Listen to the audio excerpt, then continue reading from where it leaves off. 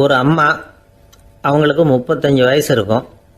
குடும்பத்தில் எந்த கஷ்டமும் இல்லை. இருந்தாலும் காரணம் இல்லாமல் பிள்ளைங்க பேரில் கோவப்படுறது, எரிஞ்சு விடுறது அவங்க வழக்கம். பிள்ளைங்க அழும். உடனே அவங்க மனசும் சங்கடப்படும். இன்னொரு அம்மா, நல்ல வேலையில் இருக்கிறவங்க, வாரத்துக்கு ஒரு தடவையாவது தலைவலி வந்துடும். இவங்களுக்கெல்லாம் உடம்புல எந்த கோளாறும் இல்லை, மனசு மட்டும் சரியாக இருக்காது. தூக்க மாத்திரை கையில் வச்சுருப்பாங்க. 30-35 வயசுடைய பெண்களுக்கு சர்வசாதாரணமாக காணப்படுகிற மனக்கோளாறு இது. இதுக்கு பேர் மனவாட்டம், டிப்ரெஷன், மனமடிவு அப்படின்னு சொல்லலாம். இந்த நோய்க்கு அறிகுறி என்ன தெரியுமா? மனசில் வருத்தமான உணர்வு இருக்கும். அடிக்கடி அழலாம் போல தோணும். முன்னால எல்லாம் எந்தெந்த செயலில் ஆர்வம் இருந்ததோ அதெல்லாம் குறைஞ்சிரும், அல்லது சுத்தமாகவே ஆர்வம் இல்லாமல் போயிடும். சில பெண்கள் இளம் வயசில் பக்கத்தில் இருக்கிறவங்க கிட்ட கலகலப்பாக பேசுவாங்க, வீட்டை அலங்கரிக்கிறதுல ஆர்வம் இருக்கும். இப்போ அதிலெல்லாம் ஆர்வம் இல்லாமல் போயிடும். எந்த வேலை செஞ்சாலும் சீக்கிரம் களைப்பு அடைஞ்சுடுறது மாதிரி ஆகிடும். நமக்கு யாருமே உதவியாக இல்லை, நம்ம எல்லாரும் கை விட்டுட்டாங்க போல இருக்குதே அப்படிங்கிற உணர்வுலாம் உண்டாகும். தன்னைத்தானே குறை சொல்லிக்குவாங்க. நாம் தப்பு பண்ணிவிட்டோம் போல இருக்குதே அப்படின்னு தோணும். குற்றம் பண்ணிட்டதா நினச்சி கஷ்டப்படுவாங்க. பசி இருக்காது, தூக்கத்தில் தொந்தரவு இருக்கும். அடிக்கடி செத்து போடலாங்கிற உணர்வு வரும். தற்கொலை பண்ணிக்கலாங்கிற எண்ணம் உண்டாகும். சில பேர் தற்கொலை முயற்சியில் கூட ஈடுபடுவாங்க. சில பேருக்கு பலவிதமான உடல் வலிகள் இருக்கும், பலவீனம் இருக்கும், சீக்கிரமாக களைப்படைஞ்சு போடுவாங்க. இதெல்லாம் மனவாட்ட நோய்க்கான தன்மைகள். இந்த மனவாட்டம், அதாவது டிப்ரெஷனை 2 வகையாக பிரிக்கலாமா. ஒன்று தானாக உண்டாக்கிக்கிறது, இன்னொன்று எதிர் விளைவை உண்டு பண்ணுகிற அல்லது நரம்பு சம்பந்தப்பட்ட டிப்ரெஷன்.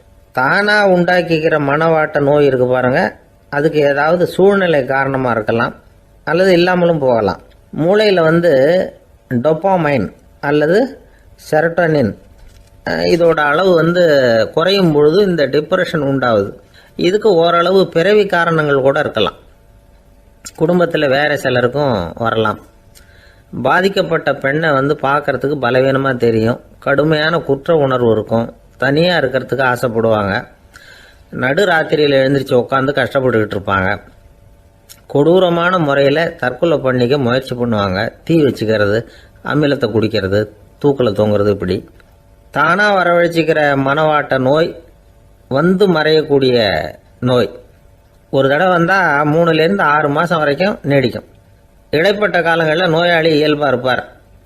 எதிர் விளைவை உண்டு பண்ணுகிற அல்லது நரம்பு சம்பந்தப்பட்ட மனவாட்ட நோய் எப்படின்னா, கணவன் மனைவி, மாமியார் மருமகள், இப்படிப்பட்ட உறவு முறை பிரச்சனைகள், தோல்விகள், எரிச்சல்கள், ஆபீஸ் பிரச்சனை, இப்படிப்பட்ட சூழ்நிலையால் உண்டாகிறது. எல்லாத்துக்கும் மருந்து இருக்குது, மார்க்கம் இருக்குது, கவலைப்பட வேண்டியதில்லை, தைரியமாக இருக்கணும். உளவியல் மருத்துவம் இதுக்கு ரொம்ப உபயோகமாக இருக்கும். சில பெண்களை பாருங்கள், அவங்க எதுக்கும் அலட்டிக்கிறது இல்லை. ஒரு அம்மா அப்படி தான் தன்னுடைய கணவனை அழைச்சிக்கிட்டு ஒரு மனநோய் மருத்துவர்கிட்ட வந்தாங்க. டாக்டர், எங்கள் வீட்டுக்காரர் திடீர்னு ஒரு மாதிரி ஆயிட்டார், வித்தியாசமாக நடந்துகிறார். எப்படின்னா, இவர் தன்னையே ஒரு ஒட்டடை பூச்சியாக நினச்சிக்கிட்டு இருக்கிறார். அப்படி நினச்சிக்கிட்டு தன்னுடைய தலையாலேயே வீட்டில் உள்ள ஒட்டடையெல்லாம் தொடச்சிக்கிட்டு இருக்கிறார் அப்படின்னாங்க. எவ்வளவு நாளாக அப்படி இருக்குதுன்னு கேட்டார் டாக்டர். 1 வாரம் அப்படி இருக்குது அப்படின்னாங்க அந்த அம்மா. அப்படின்னா முன்னாடியே ஏன் அழைச்சிட்டு வரல அப்படின்னு கேட்டார் டாக்டர். வீடு பூரா சுத்தமாகட்டுமேனு பார்த்துக்கிட்டு இருந்தேன் டாக்டர் அப்படின்னாங்களாம் அந்த அம்மா.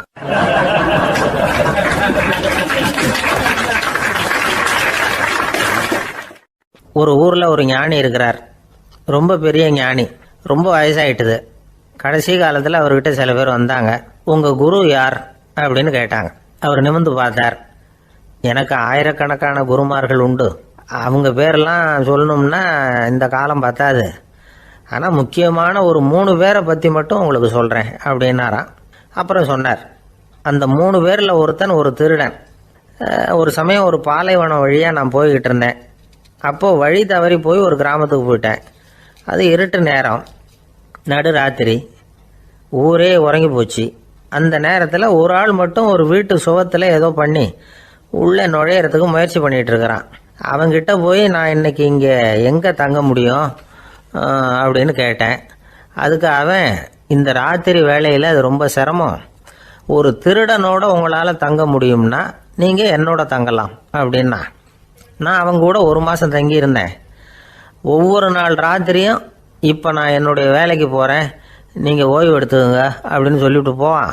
அவன் திரும்பி வந்த உடனே உனக்கு ஏதாவது கிடைச்சிதான்னு நான் கேட்பேன். அதுக்கு அவன் இன்னைக்கு ராத்திரி ஒன்றும் இல்லை, நாளைக்கு மறுபடியும் முயற்சி பண்ணுவேன் அப்படின்பா. எப்பவும் அவன் நம்பிக்கை இழந்ததே கிடையாது, எப்பவும் சந்தோஷமாகவே இருப்பான். நானும் ரொம்ப காலமாக தியானம் பண்ணிக்கிட்டே இருந்தேன், ஒன்றுமே நடக்கலை. ஆனால் நான் என்ன பண்ணேன் தெரியுமா, மனசு வருத்தப்படும், நம்பிக்கை இழந்துருவேன். அப்போல்லாம் அந்த திருடனுடைய விடாமுயற்சி தான் ஞாபகத்துக்கு வரும். அதனால் அந்த திருடன் எனக்கு ஒரு குரு. என்னுடைய 2வது குரு யாருன்னா அது ஒரு நாய். இது எப்படின்னா, ஒரு சமயம் எனக்கு ரொம்ப தாகமாக இருந்தது.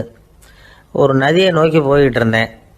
அப்போ ஒரு நாயும் வந்தது, அதுக்கும் தாகம். ஓடி வந்து ஆற்றை பார்த்தது. அதோட நிழல் வந்து ஆற்றுல தெரிஞ்சுது. அதை பார்த்ததும் பயந்துட்டுது. அதாவது அது தன்னுடைய சொந்த உருவத்தையே கண்டு பயந்தது. அதை பார்த்து குறைக்குது, திரும்பி ஓடிச்சு. ஆனால் அதுக்கு தாகம் அதிகமாக இருந்ததுனால அது மறுபடியும் திரும்பி வந்தது. பார்த்தா மறுபடியும் தண்ணியில் நாயோட உருவம் தெரியுது. இப்படி சில தடவை பண்ணிச்சு. இருந்தாலும் கடைசியில் தண்ணியில் குதிச்சுட்டுது துணிஞ்சி. இப்படி குதித்த உடனே அதோட உருவமும் மறைஞ்சுட்டுது. இதை பார்த்தேன். நான் என்ன புரிஞ்சுக்கிட்டேன்னா, எவ்வளவுதான் பயம் இருந்தால் கூட ஒருத்தன் தைரியமாக காரியத்தில் இறங்கணும் அப்படிங்கிறத புரிஞ்சுக்கிட்டேன். இந்த போதனை அந்த நாய்கிட்ட இருந்து எனக்கு கிடைச்சிது. இது ஒன்று. அடுத்தது என்னுடைய 3வது குரு யாருன்னா அது ஒரு சின்ன குழந்தை. நான் ஒரு சமயம் ஒரு நகரத்துக்கு போனேன். அங்கே ஒரு குழந்தை எரிகிற மெழுகுவத்தி ஒன்று எடுத்துக்கிட்டு வந்தது. நான் அந்த குழந்தைய பார்த்து வேடிக்கையாக கேட்டேன், ஏன் பாப்பா இந்த மெழுகுவத்தியை நீயாவே கொளுத்துனியா அப்படின்னு கேட்டேன். ஆமான்னுது அந்த குழந்தை. சரி, இந்த மெழுகுவத்தி முன்னாடி எரியாமல் இருந்தது, இப்போ எரியுது. இந்த மெழுகுவத்திக்கு வெளிச்சம் எங்கேருந்து வந்தது, அதை எனக்கு காட்ட முடியுமா அப்படின்னு கேட்டேன் அந்த குழந்தைகிட்ட. இதுக்கு அந்த குழந்தை சிரிச்சுக்கிட்டு அந்த மெழுகுவத்தியை ஊதி அணைச்சுட்டுது. அதுக்கப்புறம் என்னை பார்த்து கேட்டுது, இப்போ இந்த மெழுகுவத்தியின் வெளிச்சம் போனதை பார்த்தீங்க இல்லையா, அது எங்கே போச்சுன்னு எனக்கு சொல்லுங்க அப்படின்னுது. அந்த குழந்தை இப்படி கேட்டதும் என்கிட்ட இருந்த ஆணவம் அழிஞ்சுட்டுது. நான் படித்ததெல்லாம் அந்த வினாடியில் சுக்கு நூறாக போயிட்டுது. என்னுடைய முட்டாள்தனத்தை நான் உணர்ந்தேன் அப்படின்னு இவ்வளவும் அந்த ஞானி விவரமாக சொன்னாராம். அதனால் நாம் இன்னார்கிட்ட இருந்து தான் இதை கற்றுக்கணுங்கிறது இல்லை, யாருக்கிட்டே இருந்தும் எதையும் கற்றுக்கலாம். நம்மால் ஒருத்தன் ஒரு நாய் வளர்த்துக்கிட்டோம்னா அந்த நாய்க்கு வால் கிடையாது, யாரோ ஏற்கனவே வெட்டி எடுத்துட்டாங்க. இந்த நாய் தான் சார் எனக்கு குரு, அதுகிட்டே இருந்து கூட நான் பாடம் கற்றுக்கிட்டு இருக்கிறேன் அப்படின்னா. அப்படி என்ன கற்றுக்கிட்டேன் இந்த வால் இல்லாத நாய்கிட்டே இருந்து அப்படின்னு கேட்டோம். நாம் யாருக்கிட்டையும் வாலாட்டக்கூடாது அப்படிங்கிற பாடத்தை அதுகிட்டே இருந்து தான் நான் கற்றுக்கிட்டேன் அப்படின்னா.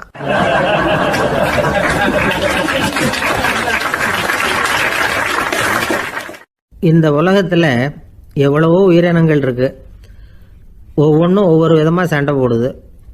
இப்போ 2 மாடு சண்டை போட்டுக்குதுன்னு வச்சுங்க, என்ன பண்ணும், 2 முட்டிக்கும். அதுக்கு சண்டை போடுறதுக்கு ஆயுதமாக உபயோகப்படுறது அதோட கொம்பு. 2 சேவல் சண்டை போட்டுக்குதுன்னு வச்சுங்க, அதுக்கு ஆயுதமாக உபயோகப்படுறது அதோட கால் நகம். காலால் தான் அது ஒன்றோட ஒன்று சண்டை போட்டுக்கும். ஆனால் 2 மனுஷன் சண்டை போட்டுக்கிறான்னு வச்சுங்க, இவன் இன்னதை தான் ஆயுதமாக உபயோகப்படுத்துவான்னு குறிப்பிட்டு சொல்ல முடியாது. கல்லை எடுப்பான், கத்தி எடுப்பான், துப்பாக்கி எடுப்பான், என்ன வேணாலும் பண்ணுவான். வாயால் திட்டுவான், கையால் அடிப்பான், காலால் உதைப்பான், சகலகலாக வல்லவன். விலங்குகள்லாம் பொதுவாக வாயை சாப்பிட்றதுக்கு மட்டும்தான் உபயோகப்படுத்துது. ஆனால் இவனுக்கு சாப்பிட்றதுக்கும் அதுதான், சாப்பிட்டு விட்டு திட்டுறதுக்கும் அதுதான். ஆனால் ஒரு விஷயத்தில் மட்டும் கெட்டிக்கிறேன். அதாவது நாம் சண்டை போட்டுக்கிட்டாலும் பரவாயில்லை, கோழிகள் சண்டை போடாமல் இருக்கணும் அப்படின்னு ஆசைப்படுறான். எதுக்காக? கோழிகள் சண்டை போடாமல் இருந்தால் நிறைய முட்டைகள் போடுமா, அதுக்காக தான் இந்த அக்கறை. கோழி பண்ணை வச்சிருக்கிறவங்களுக்கு இது ஒரு பெரிய பிரச்சனை. அதாவது பண்ணையில் இருக்கிற கோழிகளுக்குள்ளே அடிக்கடி சண்டை வந்துடும், அதனால் முட்டை உற்பத்தி குறைஞ்சிரும். சரி, இதுக்கு என்ன பண்ணுறது? பண்ணையில் போய் உட்காந்துக்கிட்டு தினமும் பஞ்சாயத்து பேசிகிட்டு இருக்க முடியுமா? அமெரிக்காவில் கோழி பண்ணை வச்சிருக்கிற ஒருத்தர் இதை பற்றி யோசனை பண்ணி பார்த்தாராம். ஒரு வழியையும் கண்டுபிடிச்சிருக்கார். கோழிக்கெல்லாம் மூக்கு கண்ணாடி மாட்டி விட்டுட்டோம்னா அது சண்டை போடுற குணம் குறைஞ்சிரும், முட்டை அதிகமாகிடும். அந்த கண்ணாடியில் உள்ள லென்ஸு சிவப்பு நிறத்தில் இருக்கணும், அவ்வளவுதான் அப்படின்னு அவர் கண்டுபிடிச்சாராம். இது ஏற்கனவே நடைமுறையில் கண்டுபிடிக்கப்பட்ட ஒரு விஷயம். ஆனால் எல்லா கோழிக்கும் சிவப்பு மூக்கு கண்ணாடி எப்படி மாட்டி விடுறது? அப்படியே மாட்டி விட்டாலும் அது நழுவாமல் இருக்கணுமே. இப்போ நாமெல்லாம் நடு விரலால் மூக்கு கண்ணாடி நடுவில் தொட்டு அப்படி ஸ்டைலாக சரி பண்ணிக்கிறோம். அது மாதிரி கோழி எப்படி சரி பண்ணிக்கும்? இதுதான் பிரச்சனை. இதுக்கு அவர் என்ன வழி கண்டுபிடிச்சாருன்னா, கோழிக்கெல்லாம் மூக்கு கண்ணாடிக்கு பதிலாக விழியொட்டு வில்லைகள், கான்டாக்ட் லென்ஸ், அதை பொருத்தி விட்டா என்ன அப்படின்னு யோசனை பண்ணார். அதே மாதிரி பண்ணார். அதே மாதிரி செஞ்சு பார்த்தார், வெற்றி. அதுக்கப்புறம் கோழியெல்லாம் சண்டை போட்டுக்கலையாம், சமாதான பிரியர்கள் ஆகிட்டு தான். கோழிகளுக்கு இயல்பாகவே சண்டை போடுற குணம் உண்டு. ஆனால் அதோட கண்ணுக்கு பார்க்குற பொருள்லாம் ரோஜா நிறத்துலையோ அல்லது இன்னும் சொல்ல போனால் அழுத்தமான சிவப்பு நிறத்துலையோ தெரிஞ்சதுன்னா சண்டை போடுற குணம் குறைஞ்சிருதான். அந்த சமயத்தில் அது அதிகமாகவும் முட்டையிட ஆரம்பிச்சுடுதான். அதே நேரத்தில் இறை எடுக்கிறத கூட குறைச்சிக்குதான். இது ஏன் இப்படி பண்ணுதுங்கிறது விஞ்ஞானிகளுக்கு இன்னமும் புரியலையா. எப்படியோ அமெரிக்க கோழிகள்லாம் கான்டாக்ட் லென்ஸ் பொருத்திக்க ஆரம்பித்தாச்சு. கோழி கழுத்தை பிடிச்சிக்கிட்டு ஒரு சில வினாடிகளில் அதை பொருத்தி விட்றாங்களாம். கோழியோட ஆயுள் பூரா அது அப்படியே இருக்குமா. பண்ணையில் முட்டை உற்பத்தி குறைஞ்சா இது மாதிரி விஞ்ஞானபூர்வமாக பரிகாரம் தேடுறது தான் நல்லது. நமக்கு வேண்டியப்பட்ட ஒருத்தர், அவர் ஒரு கோழி பண்ணை வச்சுருந்தார். அந்த பண்ணையில் பாதி கோழி திடீர்னு செத்து போச்சு. உடனே ஒரு கால்நடை மருத்துவர்கிட்ட போக வேண்டியது தானே. அங்கே போகல. உள்ளூரில் மந்திரம் பண்ணிகிட்டு இருந்த ஒரு சாமியார்கிட்ட போனார். அவர் காலில் விழுந்தார். சாமி, என் பண்ணையில் பாதி கோழி செத்து போட்டுதுன்னார். சாமியார் யோசனை பண்ணார். சரி, பண்ணையில் வாசப்படி கிழக்கு பக்கமாக வச்சுருக்கியா மேற்கு பக்கமாக வச்சுருக்கியான்னு கேட்டார். கிழக்கு பக்கமாக இருக்குன்னார் அவர். அதுதான் தப்பு, மேற்கு பக்கமாக அதை மாற்று, சரியாக போடும்னாராம். அதே போல் இவர் போய் மாற்றிவிட்டார். அப்பவும் பாதி செத்து போச்சு. மறுபடியும் சொன்னார், சாமி மறுபடியும் பாதி கோழி செத்து போட்டுதேன்னார். சரி, கூரை எப்படி போட்டிருக்க, ஓடு போட்டிருக்கியா இல்லை கீத்து போட்டிருக்கியான்னார். ஓடு போட்டிருக்கேன்னாராம் அவர். அதுதான் தப்பு, கீத்து போட்டுரும், சரியாக போடும்னாராம். சரின்னு போய் அதையும் மாற்றி பார்த்தார். மறுபடியும் போயிட்டுது, கோழி செத்து போச்சு. வந்தார். மறுபடியும் பாதி செத்து போச்சு சாமின்னு வந்தார். இவரும் யோசனையை மாற்றி மாற்றி சொல்லிகிட்டே இருக்கிறார். இப்படி அவரும் மாற்றி மாற்றி பார்த்தார். 6வது தடவையாக அவரை தேடிட்டு வந்தார். அந்த சமயத்தில் இவர் ரொம்ப தீவிரமாக யோசனை பண்ணி பார்த்துட்டு, அது சரிப்பா, நீ என்கிட்ட சளைக்காமல் வந்துக்கிட்டு இருக்கிற, நானும் யோசனை சொல்லிகிட்டு இருக்கேன். இப்போவும் உங்ககிட்ட சொல்கிறதுக்கு என்கிட்ட யோசனை நிறையா இருக்குது. ஆனால் சோதிக்கிறதுக்கு உங்ககிட்ட கோழி இல்லையே, என்ன பண்ணுறது அப்படின்னாராம் இவர்.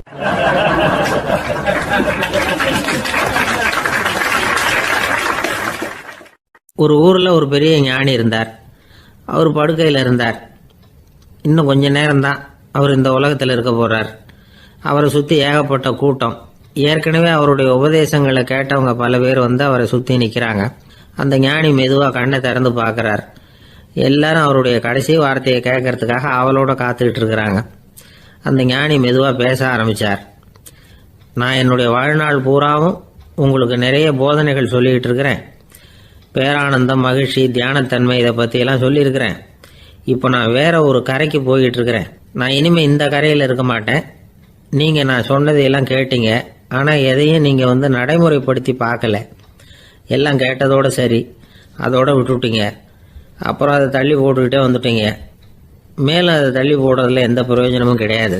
இப்போ நான் போய்கிட்டு இருக்கிறேன். உங்களில் யாராவது என்னோட வர்றதுக்கு தயாரா அப்படின்னு கேட்டார். அவ்வளவுதான், யாரும் வாய திறக்கல. ஒரே மௌனம், சத்தமே இல்லை. ஒருத்தர் பார்த்துக்கிட்டே நிற்கிறாங்க. அந்த கூட்டத்தில் ஒரு ஆள் அந்த ஞானி கூடவே 40 வருஷத்துக்கு மேலே இருந்திருக்கிறான். அவனும் வாயை திறக்காம இன்னொருத்தன் முகத்தை பார்த்துக்கிட்டே நிற்கிறான். இந்த சமயத்தில் பின்னாடி நின்றுகிட்டு இருந்த ஒருத்தன் கையை தூக்கினான். ஞானி அவனை பார்த்தார். சரி, ஒருத்தனுக்காவது நம்மோட வர்றதுக்கு தைரியம் இருக்குது அப்படின்னு நினைச்சார். ஆனால் அந்த ஆள் என்ன சொன்னான் தெரியுமா? ஐயா, நீங்கள் கேட்குறப்போ நான் உடனே எழுந்திருக்கல, கையை மட்டும்தான் தூக்கினேன். என்ன காரணம்னா, நான் எப்படி அடுத்த கரைக்கு சேர்றதுங்கிறது தெரிஞ்சுக்கிறதுக்காக தான். அந்த விவரத்தை மட்டும் இப்போ உங்ககிட்ட இருந்து நான் தெரிஞ்சுக்க ஆசைப்படுறேன். ஏன்னா இப்போ நான் உங்கள் கூட வர்றதுக்கு தயாராக இல்லை. எவ்வளவோ காரியங்களை நான் இன்னும் இங்கே முடிக்க வேண்டியிருக்குது. வீட்டுக்கு ஒரு விருந்தினர் வந்திருக்கிறார். என்னுடைய இளைய மகனுக்கு கல்யாணம் பண்ணி வைக்கணும். அதனால் இன்னைக்கு உங்கள் கூட வர முடியாது. அது மட்டும் இல்லை, இப்போ உங்கள் கூட அடுத்த கரைக்கு வந்தால் திரும்பி வர முடியாதுன்னு வேற சொல்கிறீங்க. அதனால் இப்போ நான் வரல. இன்னொரு நாள் நிச்சயமாக நான் வர்றேங்க, உங்களை சந்திக்கிறேன். அதனால் இப்போ நீங்கள் இன்னொரு தடவை எங்களுக்கு விளக்கமாக சொல்லணும். ஏற்கனவே பல தடவை சொல்லியிருக்கிறீங்க. தயவு பண்ணி இப்போ ஒரு தடவை சொன்னீங்கன்னா சௌகரியமாக இருக்கும். அந்த அடுத்த கரையை அடையிறது எப்படி, இப்போ ஒரு தடவை அதை விளக்கமாக சொல்லிட்டீங்கன்னா நல்லா ஞாபகப்படுத்திக்குவேன். அது சரியான சமயம் வர்றப்போ இது எனக்கு உதவியாக இருக்கும் அப்படின்னு நானா. ஆனால் உண்மை என்ன தெரியுமா? அந்த சரியான சமயம் வரவே இல்லை. அப்படிங்கிறது தான் உண்மை. இப்படி அந்த கதை முடியும். இந்த கதை அந்த ஒரு ஆளுக்கு மட்டும் இல்லை, கிட்டத்தட்ட எல்லாருக்குமே அது பொருந்தும் அப்படிங்கிறாங்க விவரம் தெரிஞ்சவங்க.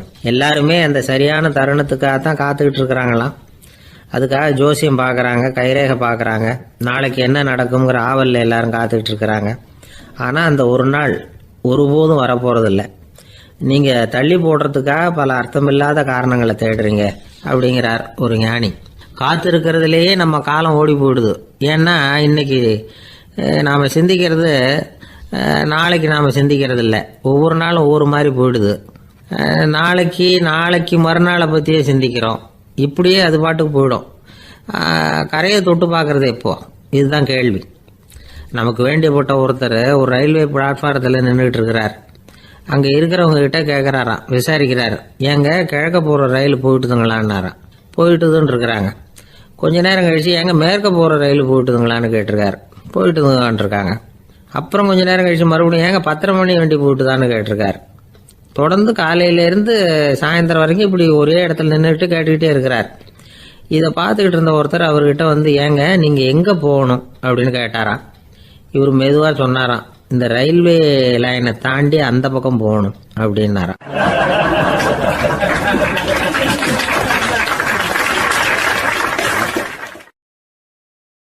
ஆஃபீஸில் வேலை பார்க்குற ஒருத்தர் வந்தார். பேசாமல் ஒரு 10 நாள் லீவு போட்டுடலாமா பார்க்குறேன் அப்படின்னார். ஏன்னு கேட்டோம். என்னுடைய மேலதிகாரி ஒரு முசுடு சார், அவர்கிட்ட வேலை பார்க்குறது ரொம்ப கஷ்டமாக இருக்குது அப்படின்னார். ஆஃபீஸில் வேலை பார்க்குறவங்கெல்லாம் ஒரு விஷயத்தை நல்லா ஞாபகத்தில் வச்சுக்கணும். மேலதிகாரிங்கிறவர் ஒரு பெரிய மகான் இல்லை, அவரும் ஒரு மானிட பிறவி தான். சராசரி மனுஷனுக்குள்ள பலம் பலவீனம் ரெண்டும் அவருக்கும் உண்டு. அதனால் அவரை கொஞ்சம் அனுசரித்து போகிறதுக்கு பழகிறது தான் நல்லது. மேலதிகாரிகளில் பல வகை உண்டு. அதில் முக்கியமாக 3 வகை. அதில் ஒரு வகை எப்படி தெரியுமா?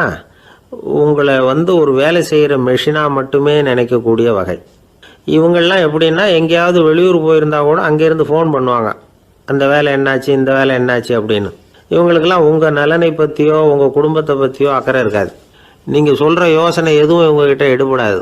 கொடுத்த வேலையை பாரு, நீ எனக்கு புத்தி சொல்ல வேணாம் அப்படிம்பாங்க. இவங்களை அனுசரித்து போகிறதுக்கு ஒரே வழி, இவங்க எதை சொன்னாலும் சரின்னு சொல்லிவிட்டு வேலையை கவனிக்க வேண்டியது தான். இவங்ககிட்ட வேற எந்த கேள்வியும் கேட்டுக்கிட்டு இருக்கக்கூடாது.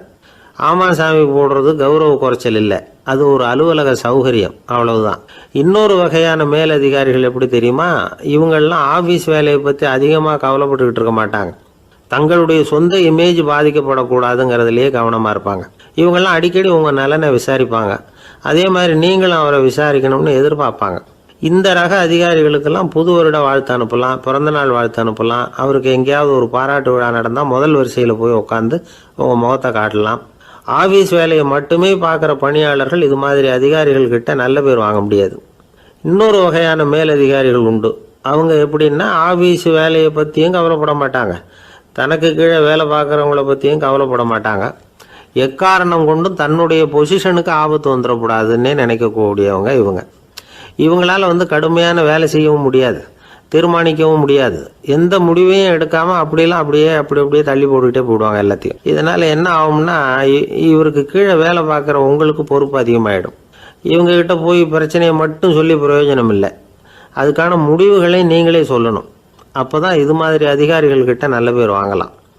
அட்லீஸ்ட் கெட்ட பேர் வாங்காமலாவது காலம் தள்ளலாம். ஆஃபீஸில் வேலை பார்க்குறவங்க முக்கியமாக சில விஷயங்களை ஞாபகத்தில் வச்சுக்கணும். ஆஃபீஸில் நடக்கிற நல்லது கெட்டது எதுவாக இருந்தாலும் உடனடியாக மேலதிகாரிகிட்ட தெரிவிக்கிறது நல்லது. 3வது மனிதர் மூலமாக அதை அவர் தெரிஞ்சுக்கிறது அவ்வளவு நல்லதில்லை. எந்த மேலதிகாரியுமே தான் இந்த சர்பாஸ் செய்யப்படுறத விரும்புறதில்லை. அதனால் அவருக்கு தெரியாமல் மேலிடத்துக்கு மணி எழுதி போடக்கூடாது. அப்படி எழுதி போடுறவங்க சில பேர் இருக்கிறாங்க. நீங்களும் உங்கள் மேலதிகாரியும் தொழில் ரீதியாக ஒரே படிப்பு படித்தவராக இருக்கலாம். அப்படி இருந்ததுன்னா அட்ஜஸ்ட் பண்ணி போகிறது கொஞ்சம் கஷ்டம்தான். இதை மனசில் வச்சுக்கிட்டு நடந்துக்கணும். உங்களுக்கும் அவருக்கும் அபிப்பிராய பேதமா, அது அவருக்கும் உங்களுக்கும் உள்ள தனிப்பட்ட பிரச்சனை. அதை விளம்பரப்படுத்திக்கிட்டு இருக்கக்கூடாது, அது அவருடைய கோபத்தை கிளறும். உங்கள் மேலதிகாரி உங்கள் கூட படித்தவராக இருக்கலாம், அதுக்காக அவரை எல்லாருக்கும் முன்னாடி அடைய கிச்சாமி எப்படினா இருக்க அப்படின்லாம் கேட்டுக்கிட்டு இருக்கக்கூடாது. பொதுவாக யாரும் அதை விரும்புறதில்லை. இவ்வளவையும் உங்கள் மனசில் வச்சுக்கிட்டு கொஞ்சம் சாமர்த்தியமாக நடந்துக்கிட்டிங்கன்னா ஆஃபீஸ் உங்களுக்கு அவஸ்தையாக இருக்காது, ஆனந்தமாக இருக்கும். ஒரு மேலதிகாரி தன்கிட்ட வேலை பார்க்குற ஒருத்தரை பற்றி ரொம்ப பெருமையாக சொன்னாராம். எங்கள் ஆஃபீஸில் எவ்வளவோ பேர் வேலை பார்க்குறாங்க. எல்லாரும் தினமும் வந்து ஏதாவது பிரச்சனைகளை சொல்லிகிட்டு இருப்பாங்க. ஆனால் இவர் ஒருத்தர் மட்டும்தான் இது வரைக்கும் என்கிட்ட வந்து எந்த பிரச்சனையும் சொன்னதே இல்லை. அவர் பாட்டுக்கு வருவார், வேலை பார்ப்பார், போயிடுவார் அப்படின்னாராம். நான் உடனே அவ்வளவு பெருமைக்குரிய அந்த ஊழியரை பார்த்து கேட்டேன், ஏன்பா உன்னுடைய மேலதிகாரிகிட்ட நீ எந்த பிரச்சனையும் கொண்டுகிட்டு போகிறதே இல்லையாமே அப்படின்னு கேட்டேன். அதுக்கு அவர் சொல்கிறாரு, ஆமாங்க, அது ஏன்னா அவரால் எந்த பிரச்சனையுமே தீர்க்க முடியாதுங்கிறது எனக்கு நல்லா தெரியும், அதனால் அப்படி செய்கிறேன், வேற ஒன்றும் இல்லை அப்படின்னார் ரொம்ப பொறுமையாக.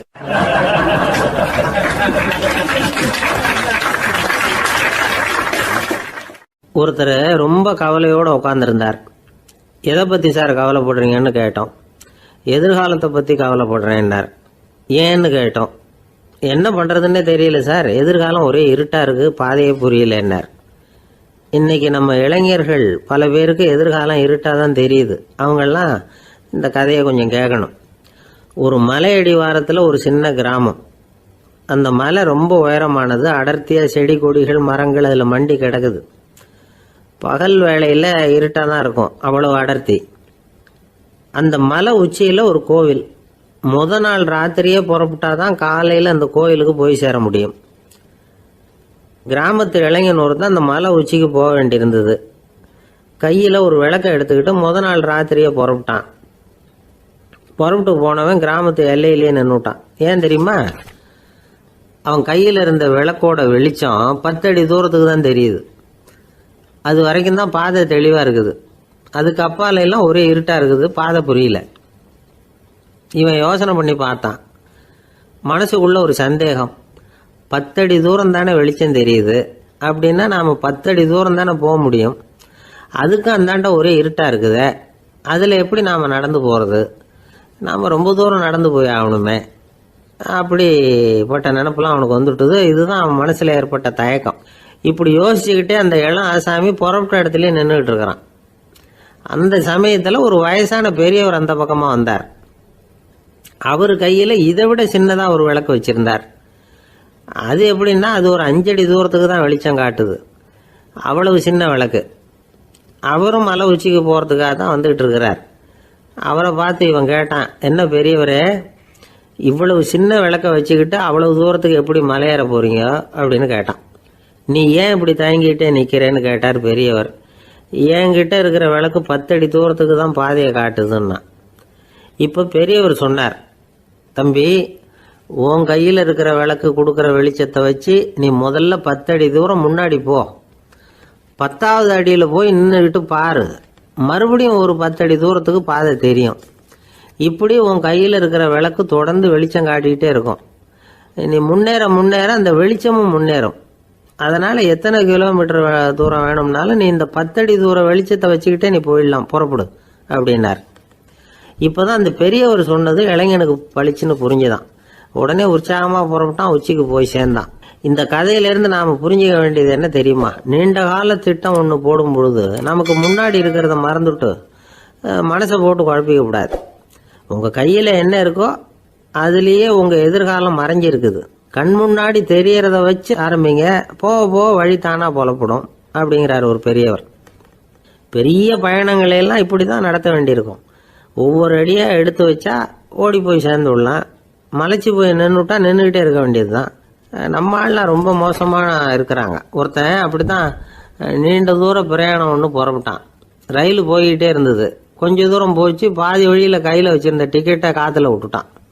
ஐயோ, என் டிக்கெட்டு போயிட்டுதே அப்படின்னு கத்த ஆரம்பிச்சுட்டான். பக்கத்தில் இருந்த பெரியவர் அவனை பார்த்து பரிதாபப்பட்டு, கவலைப்படாத தம்பி, போனால் போகுது, வேற டிக்கெட் வாங்கிக்கலாம் அப்படின்னு ஆறுதல் சொன்னார்.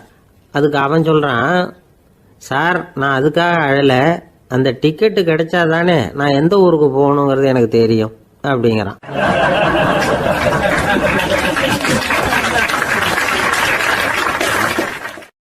ஒரு நண்பர் யாருக்கோ ஃபோன் பண்ணிட்டு இருந்தார்.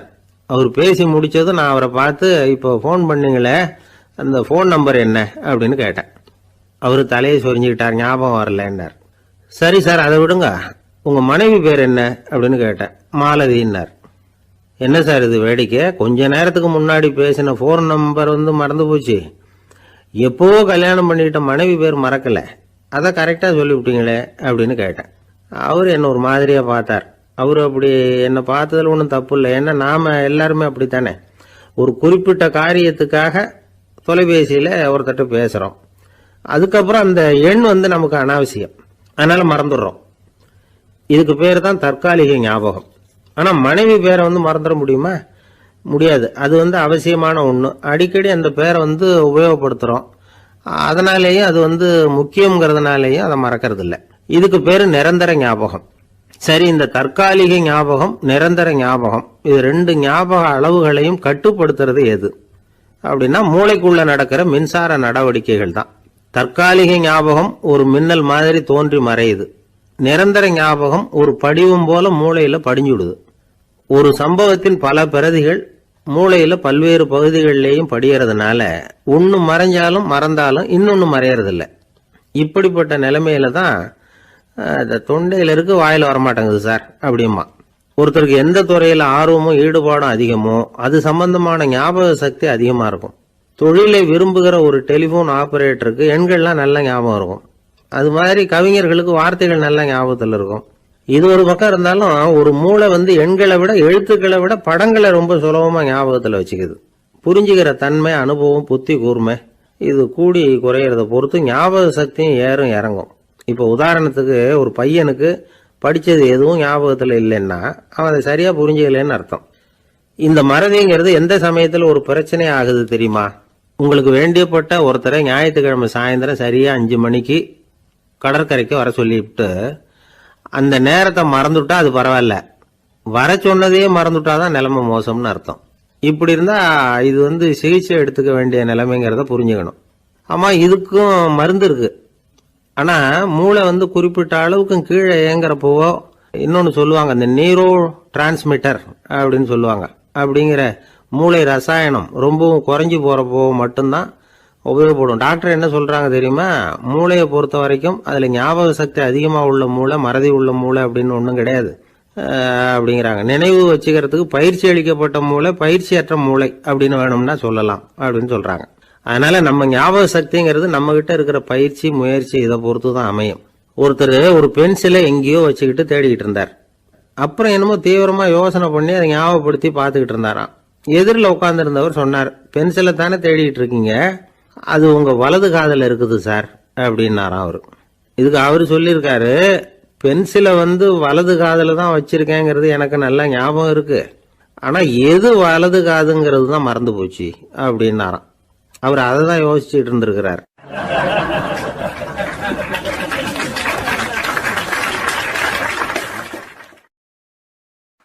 ஒருத்தர் ஓடி வந்தார். இன்னொருத்தரை பார்த்து, சார் உங்க சைக்கிளை ஒரு நாள் இரவல் கொடுங்களேன், பக்கத்து ஊருக்கு போயிட்டு வர வேண்டியிருக்கு அப்படின்னார். இவர் சைக்கிளை கொடுத்து பத்திரமா கொண்டுட்டு போங்கன்னார். சார் இதை பத்திரமா கொண்டு போறேன், கவலையே வேணாம், ஏன்னா இது உங்களோட சைக்கிள் அப்படின்னு நான் நினைக்கல, என்னோட சைக்கிளா நினைக்கிறேன் அப்படின்னார். அதுக்கப்புறம் தான் இவருக்கு உண்மையாவே பயம் வந்துட்டுது. ஏன்னா அவர் சொன்னது மாதிரி அதை தன்னோட சைக்கிளாவே நினைச்சு தள்ளிட்டு போட்டா என்ன பண்றது? எது எதை நம்முடையதா நினைக்கணுங்கிறதுக்கு ஒரு வரையறை இருக்கு. சில பேர் ஆபீஸையே வீடா நினைச்சு விடுறது உண்டு. அப்படிப்பட்டவங்க கூட வீட்டை ஆபீஸா நினைக்கிறது இல்லை. ஏன்னா வீட்டில் இவர் ஆபீஸரா நடந்துக்க முடியறதில்லை. இதெல்லாம் ஒரு பக்கம் இருக்கட்டும், இப்போ விஷயத்துக்கு வருவோம். பொறியியல் மேதை டாக்டர் விஸ்வேஸ்வர ஐயா இருந்தார் இல்லையா, பாரத ரத்னா விருதெல்லாம் கொடுத்தாங்களே.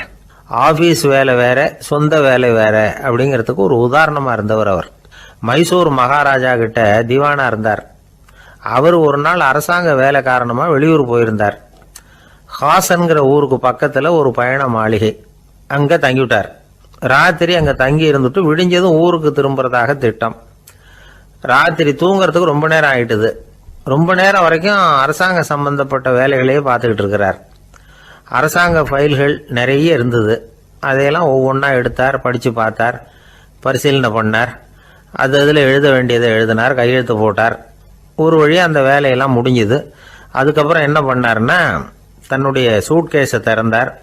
அதிலிருந்து 2 மெழுகுவத்தியை எடுத்து கொளுத்தி வச்சார். அந்த பயண மாளிகையில் அது வரைக்கும் எரிஞ்சுக்கிட்டு இருந்த மின்சார விளக்குகளை அணைச்சுட்டார். அதுக்கு பிறகு அந்த மெழுகுவத்தி வெளிச்சத்தில் சில புத்தகங்களை தொடர்ந்து படிக்க ஆரம்பிச்சிட்டார். அந்த பயண மாளிகையில் பணியாளராக இருந்தவர் இதை பார்த்துட்டு ஓடி வந்தார். மறுபடியும் மின் விளக்க போடுறதுக்காக போனார். விஸ்வேஸ்வரையா அதை பார்த்துட்டு போட வேணாம்ட்டாராம். இது வரைக்கும் நான் அரசாங்க அலுவல்களை கவனிச்சுக்கிட்டு இருந்தேன், அதனால மின் விளக்குகள் அப்போ எரிஞ்சதில் தப்பு இல்லை. இப்போ நான் புத்தகம் படிச்சுக்கிட்டு இருக்கேன், இது என்னுடைய சொந்த வேலை. இங்கே இருக்கிற மின் விளக்கு அதுக்காக ஏன் எரியணும் அப்படின்னு கேட்டாராம். இப்போ இருக்கிற சில அரசு பணியாளர்கள்கிட்ட இந்த சம்பவத்தை பேச்சோட பேச்சா சொல்லி பார்த்தேன். அவங்களால இதை ஜீரணிக்கவே முடியல. நேர்மை தேவைதான் சார், அதுக்காக அவ்வளவு தூரத்துக்கு அது தேவையா அப்படிங்கிறாங்க. விஸ்வேஸ்வரையா அப்படி பண்ணினது தான் ஒரு நேர்மையாளர் அப்படின்னு இந்த உலகத்துக்கு நிரூபிக்கணுங்கிறதுக்காக இல்லை. தான் அப்படி நடந்து காட்டினா தன்னை சுற்றி இருக்கிறவங்களும் அதை கேள்விப்படுறவங்களும் முடிஞ்ச அளவுக்கு பொது வாழ்க்கையில் அரசு பணியில் நேர்மையை கடைபிடிக்க முயற்சி பண்ணலாமே அப்படிங்கிறதுக்காகத்தான். இப்போவும் சில பேர் இருக்கிறாங்க, இவங்க ஆஃபீஸ் வேற வீடு வேறன்னு நினைக்கிறது இல்லை, அவ்வளோ உரிமை. ஒருத்தர் அப்படிதான், அவருக்கு அவசரமாக 5000 ரூபா தேவைப்பட்டது. ஆஃபீஸு பணத்தை எடுத்துக்கிட்டார். அந்த நேரம் பார்த்து ஆடிட் வந்துட்டுது, ஆப்பிட்டுக்கிட்டார். விசாரணை நடக்குது. அவர் சொல்றார், சார் நான் நேரம் காலம் பார்க்காம ஆஃபீஸில் வேலை செய்வேன், ஏன்னா அது என்னோட ஆஃபீஸாக நினைக்கிறேன். அவசரத்துக்கு அந்த பணத்தை எடுத்தேன், மறுபடியும் வச்சுடலாம்னு தான் இருந்தேன், அதுக்குள்ளே இப்படி ஆயிட்டுது. நீங்கள் என்ன நினைச்சாலும் சரி, நான் ஆஃபீஸ் வேற வீடு வேற அப்படின்னு நினைக்கிறது இல்லை, அது என்னோட சுபாவம் அப்படின்னார். விசாரணை பண்ணவர் தீர்ப்பு வழங்கினார். உங்கள் சுபாவத்துக்கு மதிப்பு கொடுத்து நானும் தீர்ப்பு வழங்குறேன். நீங்கள் கொஞ்ச நாள் ஜெயிலில் இருந்துட்டு வாங்க, அது உங்களுக்கு கஷ்டமாக இருக்காதுன்னு நினைக்கிறேன். ஏன்னா அங்கே போனாலும் நீங்கள் உங்கள் சுபாவப்படி வீடு வேற ஜெயில் வேறன்னு நினைக்க மாட்டீங்க அப்படின்னாராம்.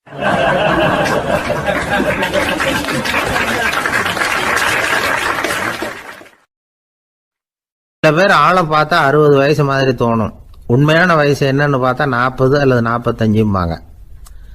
சில பேரை பார்க்கறதுக்கு 45 மாதிரி தெரியும், உண்மையிலேயே 65 தாண்டி இருப்பாங்க. ஒரு மனிதனுக்கு 2 வகையான வயது உண்டுங்கிறார் ஓஷோ. அதாவது உடம்புக்குன்னு ஒரு வயசு, மனசுக்குன்னு ஒரு வயசு. முதல் உலக மகாயுத்தம் நடந்தது இல்லையா, அது முடிஞ்சதுக்கு அப்புறம் முதல் தடவையா மனிதனின் மூளை வளர்ச்சியை பற்றி மனநல வைத்தியர்கள் ஒரு கணக்கெடுப்பு சோதனை நடத்தினாங்களாம். அது வரைக்கும் மனிதனுக்கு 2 வகையான வயது உண்டுன்னு யாரும் சிந்திச்சதே இல்லையா. அந்த உலக மகாயுத்தம் முடிஞ்சதுக்கு அப்புறம் மனிதனுடைய சராசரி மனதின் வயதை கணக்கிட்டு பார்க்கும் பொழுது அவங்களுக்குலாம் ரொம்ப அதிர்ச்சியாக இருந்துதான். ஏன்னா அது ரொம்ப பின்தங்கிய நிலையில் இருந்திருக்கு, வளர்ச்சி அடையாத நிலையில் இருந்திருக்கு. அவங்க கண்டுபிடிச்ச பிரகாரம் அப்போ மனசோட சராசரி வயசு என்ன தெரியுமா, 14. அப்படின்னா பார்த்துங்க, உடல் ரீதியாக ஒருத்தரோட வயசு 70 கூட இருக்கலாம், ஆனால் மனசோட வயசு 14 தான். இதுக்கு நேர்மாறாக அமைஞ்சு போச்சுன்னு வச்சுங்க. அதாவது ஒருத்தருக்கு உண்மையிலேயே 14 வயசு, அதாவது உடலோட வயசு 14, அவரோட மனசின் வயசு 70ன்னு வச்சுக்கோங்க. இப்படி அமைஞ்சுட்டுதுன்னா அவர் சீக்கிரம் ஞானத்தன்மை அடைஞ்சிருவார் அப்படின்னு அர்த்தம். இப்போ நமக்கெல்லாம் உடம்போட வயசு மனசோட வயசு ரெண்டும் ஒன்றா இருந்துட்டா அதுவே போதும், அதுவே பெரிய விஷயம். இப்போ எமர்சன் கிட்ட போய் ஒருத்தர் கேட்டாரா, உங்கள் வயசு என்ன அப்படின்னு. அவர் உடனே பதில் சொல்லியிருக்கார், 360 வருஷம் அப்படின்னாராம். கேட்டவர் குழம்பி போயிட்டார். அவர் என்ன சொல்கிறாரு, 360 வயசா, என்ன நம்ம காதில் தான் சரியாக விழலையா? எமர்சன் எப்பவும் உண்மையை பேசுகிற ஒரு சிறந்த அறிவாளி, அவர் இப்படிலாம் பொய் சொல்ல மாட்டாங்க அப்படின்னு ஒரு யோசனை பண்ணிக்கிட்டே இவர் மறுபடியும் அவர் கிட்ட போனாராம். ஐயா, நீங்கள் சொன்னது சரியாக என் காதில் விழலை, அதனால் மறுபடியும் கேட்குறேன், உங்கள் வயசு என்ன அப்படின்னாராம். எமர்சன் மறுபடியும் சொல்லியிருக்கிறார், 360 வருஷம்னு. வந்தவருக்கு உண்மையிலேயே அதிர்ச்சியாக போட்டுது. அதுக்கப்புறம் மெதுவாக ஆரம்பித்தாராம், ஐயா நீங்கள் சொல்கிறத என்னால் ஏற்றுக்க முடியாது, எப்படி பார்த்தாலும் இப்போ உங்களுக்கு வயசு ஒரு 60க்கு மேலே இருக்காதுன்னு நினைக்கிறேன் அப்படின்னாராம். நீங்கள் சொல்கிறது சரிதான், அது என் உடம்போட வயசுன்னாராம் எமர்சன். அப்படின்னா ஏற்கனவே நீங்கள் சொன்னது அப்படின்னு கேட்டிருக்காரு, அது என் மனசோட வயசு அப்படின்னாராம். நம்மளை பொறுத்த வரைக்கும் அறிவு தூசு படிஞ்சிருக்கு, அது மாதிரியே அன்பும் மாசுபட்டிருக்கு. இது ரெண்டையும் சுத்தம் பண்ண வேண்டியிருக்குது, அப்போ தான் நாம் சரியான வயசில் வாழ முடியும். ஒரு ஆசாமி இருக்கிறார், அவருக்கு உடம்போட வயசு அதிகம், மனசோட வயசு ரொம்ப குறைச்சல், குழந்தை மாதிரி. அவர் ஒரு ஆஸ்பத்திரியில் படுத்திருக்கிறார். நர்சம்மா எல்லாருக்கும் மருந்து கொடுத்துட்டு போகிறாங்க. கொஞ்ச நேரம் கழித்து திரும்பி வந்தாங்க. அப்போ இவர் அந்த அம்மாவை கூப்பிட்டு சொல்கிறார், இதை பாருங்கள் சிஸ்டர், நீங்கள் எல்லாருக்கும் சின்ன சின்ன மாத்திரையாக கொடுத்துட்டு எனக்கு மட்டும் நீளமான மாத்திரையாக கொடுத்துட்டீங்க, முழுங்கிறதுக்கு ரொம்ப கஷ்டமாக போச்சு, இனிமேல் எனக்கும் சின்ன மாத்திரையாக கொடுங்க சிஸ்டர் அப்படின்னாராம். அந்த அம்மா உடனே அதிர்ச்சியாகி தலையில் அடிச்சுக்கிட்டாங்களாம். நான் கஷ்டப்பட்டு மாத்திரையை முழுங்கினத்துக்கு நீங்கள் ஏமா தலையில் தட்டிக்கிறீங்க அப்படின்னு கேட்டிருக்காரு இவர். இதுக்கு அவங்க சொல்லியிருக்கிறாங்க, நான் உங்களுக்கு கொடுத்துட்டு போனது மாத்திரை இல்லைங்க, அது தெர்மாமீட்டர் அப்படின்னாங்களாம்.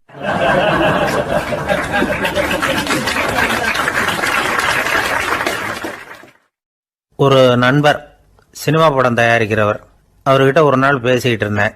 அது எப்படி சார், நீங்கள் எடுக்கிற எந்த படமும் கையை கடிக்காத அளவுக்கு எடுத்துடுறீங்களே, அது எப்படின்னு கேட்டேன். அது ஒன்றும் பெரிய விஷயம் இல்லை சார். பெண்களுக்குன்னு சில உருக்கமான காட்சிகள், இளைஞர்களுக்குன்னு சில நடனங்கள், அடிதடி காட்சிகள், அப்புறம் வயசானவங்களுக்குன்னு சில ஆன்மீக காட்சிகள், சின்ன பிள்ளைங்களுக்கு சிரிப்பு, இப்படி எல்லாமும் சேர்த்து நான் படம் எடுக்கிறேன். மசாலா படம்னு பேர். இது ரொம்ப பெருசாக இல்லைன்னாலும் ஓரளவுக்கு சுமாராக ஓடிரும், கையை கடிக்காது அப்படின்னார். இது ஒரு உத்தி. சில பத்திரிகை ஆசிரியர்களும் இந்த உத்தியை கையாளுறது உண்டு. இந்த உத்திக்கு பார்னம் உத்தி அப்படின்னு பேர். பார்னம் எஃபெக்ட் அப்படின்னு சொல்லுவாங்க. அதாவது ஃபீனியஸ் டி பார்னம் அப்படின்னு ஒருத்தர் அமெரிக்காவில் இருந்தாராம். அதாவது 19ஆம் நூற்றாண்டில் அமெரிக்காவில் கொடிகட்டி பறந்த ஒரு சர்க்கஸ் நிறுவனத்தின் அதிபர் அவர். இந்த உலகத்தில் ஒவ்வொரு நிமிஷமும் ஒரு ஏமாளி பறந்துக்கிட்டே இருக்கிறான் அப்படிங்கிறது அவருடைய சித்தாந்தம். ஒவ்வொருத்தரையும் திருப்திப்படுத்துகிற அளவுக்கு அம்சங்களை கொஞ்சம் கொஞ்சமாக கலந்து கேளிக்கை நிகழ்ச்சிகளை நடத்தினது தான் அவருடைய மகத்தான வெற்றிக்கு காரணம். அதனால் அந்த உத்தியை யார் கடைப்பிடிச்சாலும் சரி, அதுக்கு பார்னம் உத்தி அப்படின்னு பேர் வந்துட்டுது. ஜோசியம் சொல்கிறவங்களுக்கும் இந்த உத்தி தான் கை கொடுக்குது. ஒரு விஷயத்த ஒருத்தருடைய கோள் நிலைகள் அல்லது கையெழுத்து நிரூபிக்கிறதாக அவர்கிட்ட சொன்னால் அதை அவர் நம்பிவிடுவார். ஆனால் அந்த விஷயம் நல்லதாக இருக்கணும், நேர்மையானதாக இருக்கணும், அதாவது பாசிட்டிவாக இருக்கணும். 8ஆம் இடத்துல குரு, 9ஆம் இடத்துல சனி, நீங்கள் ஒரு பெரிய மேதை தான் அப்படின்னு சொல்லுவாங்க. கேட்குறவங்களுக்கு அதை மறுக்கிறதுக்கு மனசு வராது. அப்படி சொல்லும் பொழுது கூடவே என்ன கொஞ்சம் முன்கோபம் அதிகமாக இருக்கும், இருந்தாலும் அது உடனே மறைஞ்சிரும் அப்படின்னு சில அற்ப விஷயங்களையும் சொன்னாலும் அதையும் சரிதான்னு சொல்லி ஒத்துக்குவாங்க. ஆளுமையை எடை போடுகிற ஒரு நிறுவப்பட்ட உத்தியின் மூலமாக தன்னுடைய குணாதிசயங்கள் கண்டுபிடிக்கப்பட்டதாக அவர் நம்புறது தான் இதுக்கு காரணம். இந்த மாதம் பணத்தட்டுப்பாடு கொஞ்சம் இருக்கும், உடம்புல ஏதாவது கொஞ்சம் அசௌகரியம் இருக்கும், வீட்டுக்குள்ளே லேசாக மனஸ்தாபம் வரலாம், இது மாதிரி பொதுப்படையாக சிலதை சொன்னாலே போதும், மக்களை நம்ப வச்சுடலாம். இதெல்லாம் நமக்கு மட்டும்தான் ஏற்படுது அப்படின்னு சொல்லி அவங்க நினைக்கிறது தான் காரணம். இதுதான் பார்னம் உத்திங்கிறது. மனிதர்கள் பாராட்டுகளை விரும்புகிறதும் விமர்சனங்களை வெறுக்கிறதும் பார்னம் உத்தியின் அடுத்த கூறு. அதனால் ஒருத்தருக்கு ஜோசியம் சொன்னாலும் சரி, அவருடைய ஆளுமையை மதிப்பிடுறதாக இருந்தாலும் சரி, அவரை புகழற மாதிரி இருந்தாலும் சரி, அப்படி இருந்தால் தான் அது சரியாக இருக்கும். சாதகமான விஷயங்களை அதிகமாகவும் பாதகமான விஷயங்களை நாசூக்காகவும் சொன்னால் மக்கள் அதை நம்பிவிடுவாங்க. ஒருத்தரை கருமின்னு சொன்னால் ஏற்றுக்க மாட்டார். அதையே கொஞ்சம் மாற்றி நீங்கள் கொஞ்சம் சிக்கனமான ஆசாமி அப்படின்னு சொன்னால் நீங்கள் சொல்கிறது சரிதான் சார் அப்படிம்பார். நீங்கள் பெரிய செலவாளி தான், இருந்தாலும் நல்ல விஷயங்களுக்கு தான் செலவழிப்பீங்க அப்படின்னு சொல்லணும். இப்படி இந்த பார்னம் உத்தியை கடைபிடிச்சி இன்னைக்கு வெற்றிகரமாக காலம் தள்ளுறவங்க நிறைய பேர் இருக்கிறாங்க. இந்த உலகத்தில் ஒவ்வொரு நிமிஷமும் ஒரு ஏமாளி பறந்துக்கிட்டே இருக்கிறான் அப்படிங்கிறது தான் ஃபீனியஸ் பார்னம் அவர்களுடைய நம்பிக்கை. அதை விட அடுத்தவங்களை ஏமாளியாக நினைக்கிற மனுஷர்கள் தான் இன்னைக்கு உலகத்தில் ரொம்ப அதிகம். ஒருத்தர் தன்னுடைய மேல் அதிகாரிகிட்ட போய், ஐயா ஒரு நாள் லீவு வேணும், என் தங்கச்சிக்கு கல்யாணம் அப்படின்னார். அவரு பார்த்தார், ஒரு 10 நிமிஷம் வெளியில் இருங்கன்னார். 10 நிமிஷம் கழித்து கூப்பிட்டார், இதை பாருங்க, நீங்கள் சொல்கிறது பொய், இப்போ உங்கள் தங்கச்சிக்கு ஃபோன் பண்ணேன், அவங்க தனக்கு 2 வருஷத்துக்கு முன்னாடியே கல்யாணம் ஆகிட்டதாக சொல்கிறாங்க அப்படின்னார்.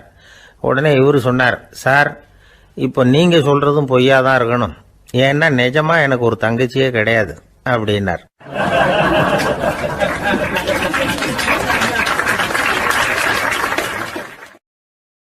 ஒரு நீதிமன்றம், அங்கே ஒரு கொலை வழக்கு சம்பந்தமாக விசாரணை நடந்துக்கிட்டு இருக்குது. அந்த வழக்கறிஞர் ரொம்ப தீவிரமாக வாதாடிக்கிட்டு இருக்கிறார். தன்னுடைய கட்சிக்காரர் நிரபராதிங்கிறது அவருக்கு நல்லா தெரியும். அதனால தான் அவர் சார்பாக வாதாடுறதுக்கே ஒத்துக்கிட்டார். அப்படி அவர் மும்முரமாக வாதாடிக்கிட்டு இருக்கிற சமயத்தில் அவசரமாக தந்தி ஒன்று வந்து சேர்ந்தது. அதை வாங்கி படித்து பார்த்தார். அதுக்கப்புறம் அதை மடித்து தன்னுடைய கோட்டு பையில் வச்சுக்கிட்டு தொடர்ந்து வாதாட ஆரம்பிச்சிட்டார். பேசி முடித்தார். அதுக்கப்புறம் அங்கே கோர்ட்டில் இருந்த சக வக்கீல்கள் அவர்கிட்ட வந்தாங்க. தந்தி ஒன்று வந்ததே, என்ன விஷயம் அப்படின்னு விசாரிச்சாங்களாம். அப்போ அவர் சொல்லியிருக்கிறார், ஊரில் சிகிச்சைக்காக போயிருந்த என்னுடைய மனைவி இறந்து போனதாக தந்தி வந்திருக்குது அப்படின்னாராம். மற்ற வக்கீல்களுக்கு அதிர்ச்சி. என்னங்க இது, மனைவி இறந்ததை விட கேஸு முக்கியமாக உங்களுக்கு அப்படின்னு கேட்டிருக்கிறாங்க. இறந்து போன என் மனைவி மறுபடியும் திரும்பி வர போகிறதில்ல. ஆனால் என்னுடைய கட்சிக்காரர் ஒரு கொலை வழக்கில் மாட்டிக்கிட்டார். அவரும் நிரபராதி. அவர் உசுரை நான் காப்பாற்ற வேணாமா? இதுதான் என்னுடைய கடமை அப்படின்னாராம். இப்படி இவர் சொன்னதும் எல்லாரும் அப்படியே திகைச்சு போய் நின்றுட்டாங்களாம். சரி, கடமைக்கு முக்கியத்துவம் கொடுத்த அந்த வழக்கறிஞர் யார் தெரியுமா? அவர் தான் இரும்பு மனிதர் சர்தார் வல்லபாய் பட்டேல். குஜராத் மாநிலத்தில் 1875 அக்டோபர் 31 அன்றைக்கு ஜாவேரி பாய் அப்படிங்கிறவருக்கு 4வது பிள்ளையாக அவர் பிறந்தாராம். இந்த ஜாவேரி பாய் யார் தெரியுமா? ஜான்சி ராணி லட்சுமி பாய் போர் படையில் ஒரு வீரராக பணிபுரிஞ்சவர். இளம் வயசில் வல்லபாய் பட்டேல் ரொம்ப சிரமப்பட்டு படிச்சிருக்கார். விடாமுயற்சி வெற்றியை கொடுத்தது. கல்லூரியிலையும் காலடி வச்சார். அதுக்கப்புறம் வக்கீல் பட்டத்தையும் வாங்கினார். பிரிட்டிஷ் ஆட்சி நடந்துக்கிட்டு இருந்த சமயம் குஜராத்தை சேர்ந்த பர்டோலி தாலுக்காவில் விவசாயிகள் மேலே அரசாங்கம் திடீர்னு நில வரியை வசதி விட்டு தான். ஏழை விவசாயிகள் ரொம்ப கஷ்டப்பட்டுருக்காங்க. அரசாங்கம் வரி செலுத்தாத விவசாயிகளின் நிலங்களையெல்லாம் ஜப்தி செஞ்சுதான். அரசாங்கத்தை எதிர்க்கிறவங்களையெல்லாம் கைது பண்ணி சிறையில் அடைச்சுட்டாங்களாம். சில பேர் வீடு வாசல் ஆடு மாட்டையெல்லாம் விற்று கூட வரி கட்ட வேண்டிய நிலைமைக்கு ஆளாயிட்டாங்க. வழக்கறிஞர் வல்லபாய் பட்டேல் நில வரியை உடனே ரத்து பண்ணணும் அப்படின்னு பம்பாய் கவர்னருக்கு ஒரு கடிதம் எழுதினார். எந்த பலனும் இல்லை. உடனே எல்லா விவசாயிகளையும் அணி திரட்டினார். அதுக்கு தானே தலைமை தாங்கினார். சத்தியாகிரகம் நடத்தினார். அந்த பகுதியில் எந்த வேலையும் நடக்கலை. வேறு வழி இல்லை. ஆட்சியாளர்கள் உடனே வரியை ரத்து பண்ணாங்க. சிறையில் இருந்தவங்களெல்லாம் வெளில விட்டாங்க. 1928 ஆகஸ்ட் 6 சர்க்காருக்கும் விவசாயிகளுக்கும் இடையில் ஒரு உடன்பாடு ஏற்பட்டது. அதுக்கப்புறம் தான் நிலைமை சரியாக போச்சான். வல்லபாய் பட்டேலின் பொது சேவையை பாராட்டின பொதுமக்கள் அவருக்கு சர்தார் அப்படிங்கிற பட்டத்தை கொடுத்தாங்களாம். சர்தார்னா தலைவர் அல்லது தளபதின்னு அர்த்தம். இரும்பு மனிதர்னு இவருக்கு பேர். இருந்தாலும் நகைச்சுவை உணர்வும் இவருக்கு நிறைய உண்டு. ஒரு தடவை ஒரு பத்திரிகை நிருபர் வந்திருக்கார். சர்தார் பட்டேல்கிட்ட அவருக்கு பிடிச்ச பண்பாடு கலாச்சாரம் எது அப்படின்னு கேட்கணும்னு ஆசை. அதனால் அவரை பார்த்து கேட்டாராம், ஏங்க உங்களுக்கு பிடிச்ச கல்ச்சர் எது அப்படின்னு கேட்டிருக்கார். இதுக்கு சர்தார் பட்டேல் சொன்ன பதில் என்ன தெரியுமா? எனக்கு பிடிச்ச கல்ச்சர் அக்ரிகல்ச்சர் அப்படின்னாராம்.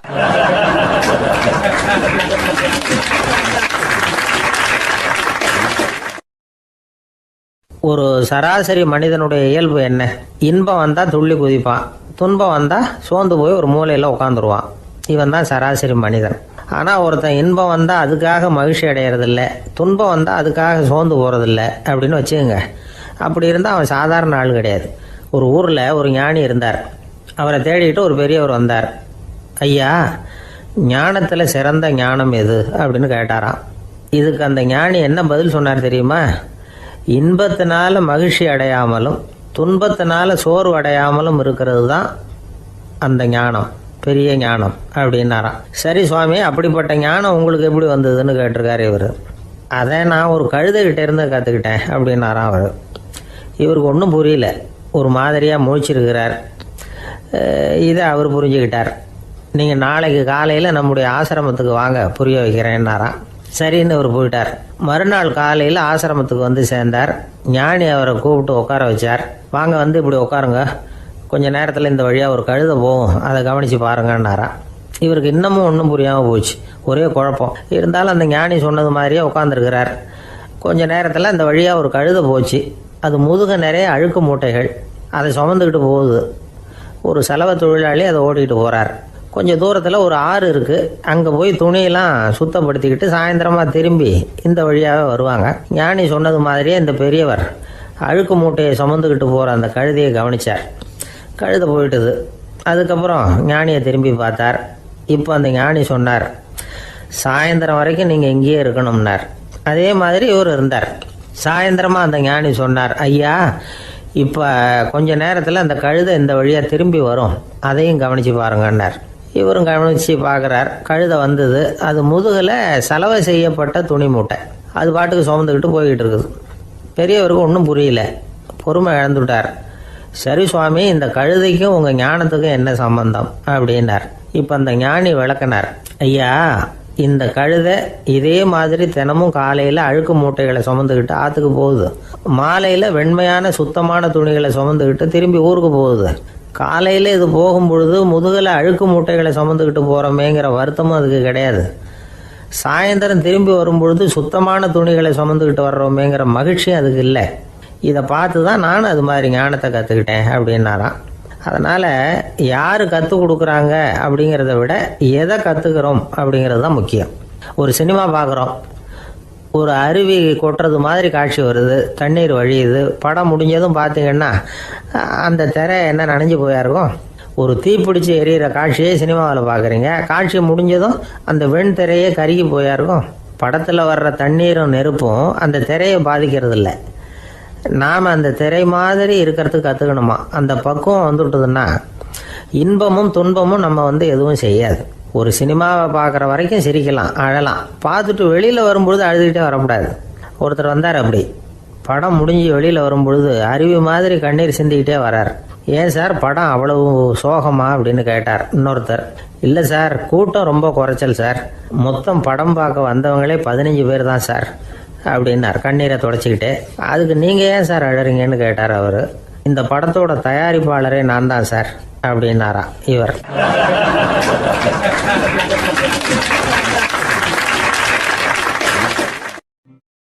ஒரு நண்பர் வந்தார்.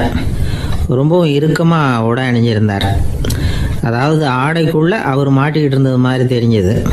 ஏன் துணி குறைச்சலாக எடுத்துட்டிங்களா அப்படின்னு கேட்டோம். இல்லைங்க, எனக்கு எப்போவுமே இறுக்கமாக உடை அணிகிறது தான் பிடிக்கும் அப்படின்னார். ஒருத்தர் எப்படி உடை அணிகிறார் அப்படிங்கிறத வச்சு அந்த ஆள் எப்படிப்பட்டவர் அப்படிங்கிறத கண்டுபிடிச்சிடலாம். உடை அணிகிற விதம் ஒருத்தருடைய மனநிலையை வெளிப்படுத்துதான். இப்போ இறுக்கமான உடை அணிகிறவங்க பொதுவாக மன நிம்மதி இல்லாதவங்களாக இருப்பாங்களாம், கோபக்காரங்களாக இருப்பாங்களாம். ரொம்ப தொலைதொலைப்பாக ஆடை அணிகிறவங்க இருக்கிறாங்கல்ல, அவங்கெல்லாம் அமைதியான ஆளாக இருப்பாங்களாம், சாந்தமாக இருப்பாங்களாம். இவங்கெல்லாம் போராடுறதுக்கு சரியாக வரமாட்டாங்களாம். இப்படி ஒரு கணிப்பு இருக்குது. அதனால தான் போர் வீரர்களுக்கெல்லாம் இறுக்கமான உடையை தான் கொடுக்கறது வழக்கம். ஆனால் சன்னியாசிகளை பாருங்கள், அவங்களுக்கெல்லாம் ரொம்ப தொலை உடைகள் தான். அவங்கெல்லாம் டைட் பேண்ட் போட்டுக்கிட்டு நிற்க மாட்டாங்க சன்னியாசிகள்லாம். அதே மாதிரி சன்னியாசிகள்லாம் காவி உடைய தேர்ந்தெடுக்கிறதுக்கும் காரணம் உண்டு. பல ஆண்டுகள் சோதனை செஞ்சு பார்த்துட்டு தான் சன்னியாசத்துக்கு காவி தான் சரி அப்படின்னு முடிவு பண்ணியிருக்கிறாங்க. இப்போ பௌதீக விஞ்ஞானப்படியும் அதுதான் சரி. அதாவது சூரிய ஒளியில் 7 வண்ணங்கள் உண்டு. ஒரு பொருள் மேலே அது விழும்பொழுது அந்த பொருள் நமக்கு சிவப்பாக தெரிஞ்சதுன்னா அந்த பொருள் சிவப்பை தவிர மற்ற எல்லா நிற கதிர்களையும் உள்வாங்கிக்கிட்டு சிவப்பு நிறத்தை மட்டும் வெளியில் விடுது. அதாவது விலக்கி விடுது. அதனால தான் அந்த பொருள் சிவப்பாக தெரியுது. உடல் ஆரோக்கியத்துக்கு ஓரளவு சிவப்பு தேவைப்படுது. அதனால தான் காவி உடை அணிஞ்சால் சூரிய ஒளி ஓரளவு சிவப்பை விலக்கிவிடும். அதாவது சிவப்பின் பலனும் கிடைக்கும், இந்த சிவப்பின் கெடுதலும் இல்லை அப்படின்னு யோசனை பண்ணாங்க. காவி உதய வேளையின் நிறம். கீழ் வானத்தில் கதிர் உதிக்கிற வேளையில் முதல் ஒளி தோன்றுகிற நேரத்தில் காவி நிறம் தான் கசியும். தியானம் செய்கிறப்போ முதல்ல காணக்கூடிய ஒளி காவி நிறம் தான். தியானத்தின் உச்ச நிலையின் நிறம் நீலம். தியானம் காவி நிறத்தில் ஆரம்பமாகி நீல நிறத்தில் நிறைவடைகிறது அப்படிங்கிறார் ஓஷோ. நீலம் தியான சிகரம், காவி தியான ஆரம்ப குறியீடு, ஒரு சன்னியாசியின் ஆரம்ப தரிசனம் அப்படிங்கிறார் அவர். ஒருத்தர் நாள் பூரா காவி உடையே அணிஞ்சிருந்தா அந்த நிறம் அவருக்கு தியானத்தை பற்றிய நினைவை ஊட்டிக்கிட்டே இருக்கும். இப்படியே ஆடைக்கும் தியானத்துக்கும் இடையில ஒரு தொடர் ஏற்படுது. ஒரு துறவியின் உள்ளார்ந்த பண்பாக அது மாறுது. கடை வீதியில் ஒரு பொருள் வாங்க போகிறோம், அது மறந்துடக்கூடாதுங்கிறதுக்காக ஞாபகம் முடிச்சு போட்டுக்கிறோம். அந்த முடிச்சுக்கும் பொருளுக்கும் தொடர்பு இல்லை. ஆனால் கடை வீதிக்கு போன உடனே அந்த முடிச்சு அந்த பொருளை ஞாபகப்படுத்துது. அதாவது அந்த முடிச்சு ஒரு தொடர்பு அம்சமாக அமையுது. அது மாதிரி தான் காவி உடையும். ஒரு துறவி நடக்கும் பொழுது, சாப்பிடும் பொழுது, குளிக்கும் பொழுது அவருடைய காவி உடை அவருக்கு ஞாபகப்படுத்திக்கிட்டே இருக்கும். அது ஒரு நிலைப்படுத்தப்பட்ட நினைவாக ஞாபகம் முடிச்சாக மாறிடுது. காவி ஆடை இல்லைன்னா ஒருத்தரால் துறவியாக முடியாதுன்னு அர்த்தம் இல்லை. அதே நேரத்தில் காவி ஆடையால் ஒன்றும் பிரயோஜனம் இல்லை, அதில் ஒன்றும் அர்த்தம் இல்லை அப்படின்னு சொல்லிட முடியாது. இதுதான் உண்மை. இவ்வளவு தூரம் காவி ஆடையை பற்றி சொல்கிறதுனால எல்லாரும் சன்னியாசியாக போடுங்கோ அப்படின்னு நாம் சொல்கிறதாக யாரும் நினச்சிடக்கூடாது. மனசுக்கும் நிறத்துக்கும் உள்ள சம்பந்தத்தை தெரிஞ்சுக்கிறதுக்காக தான் இவ்வளவும். நமக்கு தெரிஞ்ச நண்பர் ஒருத்தர் இருக்கிறார், ஆஃபீஸில் வேலை பார்க்குறவர். ஒவ்வொரு மாதமும் 20ஆம் தேதிக்கு பிறகு அவரை போய் பார்த்தீங்கன்னா காவி உடை அணிஞ்சிக்கிட்டு கண்ணை மூடிக்கிட்டு கை ரெண்டையும் விரித்து வச்சுக்கிட்டு தியானத்திலேயே உட்காந்துருப்பார். ஏன் இப்படி பண்ணுறீங்கன்னு கேட்டேன். அதாவது 20ஆம் தேதிக்கு பிறகு என் கையில் ஒரு பைசா கூட கிடையாது, ஒரு சன்னியாசி லெவலில் இருக்கிறேன், என்கிட்ட எதுவும் செலவுக்கு கேட்காத அப்படின்னு என் மனைவிக்கு நான் சூக்காக உணர்த்துறதுக்காக அப்படி உட்காந்துருப்பேன் அப்படின்னு விளக்கம் கொடுக்குறார் அவர்.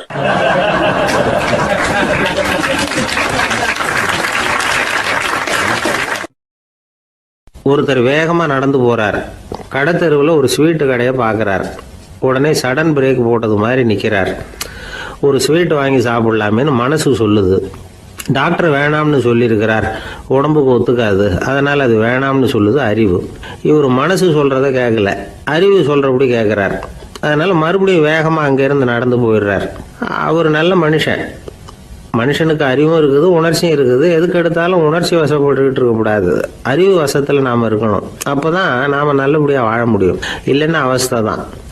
மகாபாரதத்தில் சந்தனுன்னு சொல்லி ஒரு அரசன் வர்றான். அவன் ஒரு சமயம் அறிவு வசப்படாமல் உணர்ச்சி வசப்படுறான். அதாவது ஒரு நாள் கங்கை கரையில் ஒரு அழகான பொண்ணை பார்க்குறான். இவனுடைய மனசு அவகிட்ட போயிடுது. அவளை கல்யாணம் பண்ணிக்கிறதுக்கு ஆசைப்படுறான். அந்த பொண்ணு சரின்னு சம்மதிக்கிறா. ஆனால் ஒரு நிபந்தனை போடுறா. அந்த நிபந்தனைக்கு சம்மதம்னு சொன்னாதான் உன்னை கல்யாணம் பண்ணிக்குவேன்னு சொல்றா. சரி, அவ போட்ட நிபந்தனை என்ன தெரியுமா? இது மாதிரி நான் உங்க மனசு புண்படுற மாதிரி எந்த காரியம் பண்ணாலும் நீங்க என்ன ஏன்னு கேட்கக்கூடாது, நான் செய்யற காரியத்தை தடுக்கவும் கூடாது. அப்படி நீங்க செஞ்சா அடுத்த கணமே நான் உங்களை பிரிஞ்சு போயிடுவேன். இதுதான் அந்த பொண்ணு போட்ட நிபந்தனை. சந்தன அரசன் இந்த நிபந்தனையை ஒத்துக்கலாமா? இதை அறிவுபூர்வமாக யோசிச்சிருந்தா இதுக்கு கட்டுப்பட்டுருக்க மாட்டான். இந்த நிபந்தனைக்கு நான் சம்மதிக்க மாட்டேன்னு தான் சொல்லியிருக்கணும். ஆனால் அவன் அந்த நேரத்தில் உணர்ச்சி வசத்தில் இருந்தான். அதனால் நீ என்ன சொன்னாலும் சரின்னு ஒத்துக்கிட்டான். அவள் கல்யாணம் பண்ணிக்கிட்டான். இதனால என்ன ஆச்சு? 7 பச்சை இளம் குழந்தைகளை பிறந்த உடனே அவள் கங்கையில் தூக்கி எறிஞ்சி கொல்லக்கூடிய கோர காட்சியை இவன் ஒன்று பின்னாடி ஒன்றா பார்க்க வேண்டியதாக போச்சு. கடைசியில் 8வது குழந்தை பிறந்ததுன்னா அவனுடைய அறிவு மேலோங்குது. அந்த கொடிய செயலை தடுத்து நிறுத்துறான். அந்த 8வது குழந்தை தான் பின்னாடி பீஷ்மர் ஆகிறார். ஒரு பக்தி பிரசங்கத்தில் ஒரு பேச்சாளர் இந்த விஷயத்தை சொல்லிவிட்டு இன்னொரு விஷயமும் சொன்னார். அது என்னன்னா, சந்துனு மன்னன் அறிவுக்கும் உணர்ச்சிக்கும் நடுவில் அகப்பட்டு தவிச்சதுனால அவன் வம்சத்தில் வந்த கௌரவர்கள் உணர்ச்சி வசப்பட்டாங்க, பாண்டவர்கள் அறிவு வசப்பட்டாங்க அப்படின்னு சொன்னார். மனுஷனுக்கு உணர்ச்சியை விட அறிவு மேலோங்கி இருக்கணுங்கிறது சரிதான். ஆனால் அந்த அறிவை எப்படி உபயோகப்படுத்துகிறோங்கிறது முக்கியம். ஒருத்தர் சொன்னார், சார் இன்னைக்கு கோயம்புத்தூரில் ஒரு கல்யாணம், அதுக்கு நான் போக முடியலேன்னு நினைக்கும் பொழுது மனசுக்கு ரொம்ப வருத்தமாக இருக்குது சார் அப்படின்னார். ரொம்ப உணர்ச்சி வசப்பட்டார். அதுக்காக கவலைப்படாதீங்க சார், ஒரு வாழ்த்து தந்தி கொடுத்துருங்களேன் அப்படின்னார் இன்னொருத்தர். அது எப்படி சார் முடியும்னார் அவர். நான் தானே சார் கல்யாண மாப்பிள்ளை அப்படிங்கிறார் அந்த ஆள்.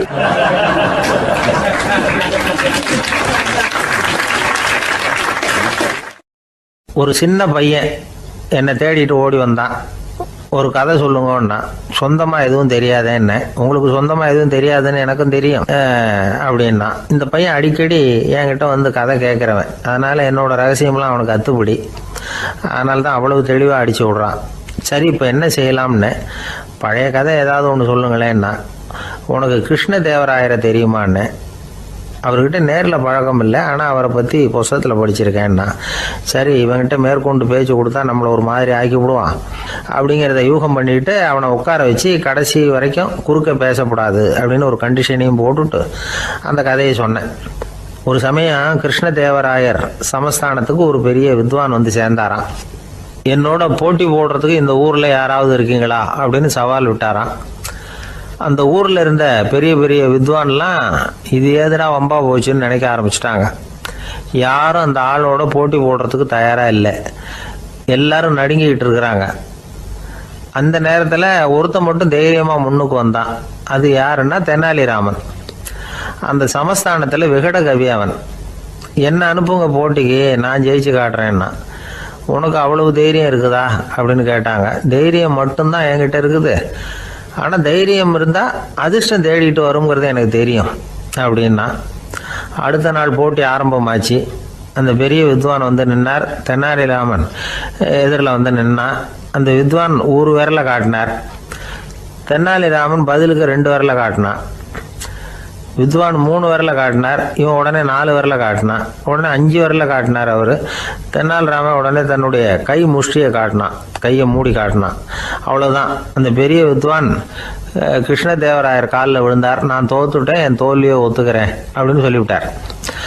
கிருஷ்ணதேவராயர் அவரை தனியாக அழைச்சிட்டு போய் என்ன நடந்ததுன்னு விசாரித்தார். அந்த வித்வான் விளக்கம் கொடுத்தார்.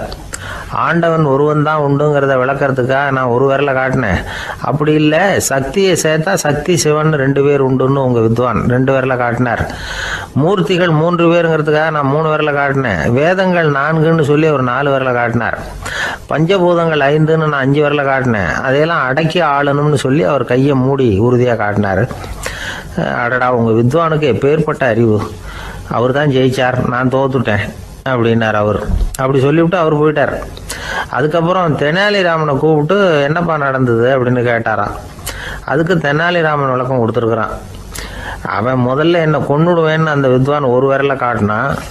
உடனே ஒரு 2 கண்ணையும் தோண்டி போடுவேங்கிறதுக்காக நான் 2 விரலை காட்டினேன். உனக்கு நாமம் போட்டுருவேன்னு சொல்லி 3 விரலை காட்டினான். அதை அழிச்சிருவேன்னு 4 விரலை காட்டினேன். உன்னை அரைஞ்சிருவேன்னு அவன் 5 விரலை காட்டினான். நான் உங்களை குத்தி போடுவேன்னு சொல்லி கையை மூடி காட்டினேன் அப்படின்னா. இப்போ பாருங்க, ஜெயிச்சது யார்? தைரியம் மட்டும் இருந்துட்டா அதிர்ஷ்டம் தானாக தேடி வருங்கிறது எவ்வளவு உண்மையாக போச்சு. அதனால் நாம் எப்பவும் தைரியமாக இருக்கணும்னு சொல்லிவிட்டு என் எதிரில் கதை கேட்டுட்டு உட்காந்துருந்த சின்ன பையனை பார்த்தேன். அவன் என்னை நிமிர்ந்து பார்த்தான். அவன் தன்னோட கை கால் 2ஐயும் ஒரு மாதிரியாக என் முன்னால் தூக்கி 20 விரலை காட்டினான். எனக்கு ஒன்றும் புரியல.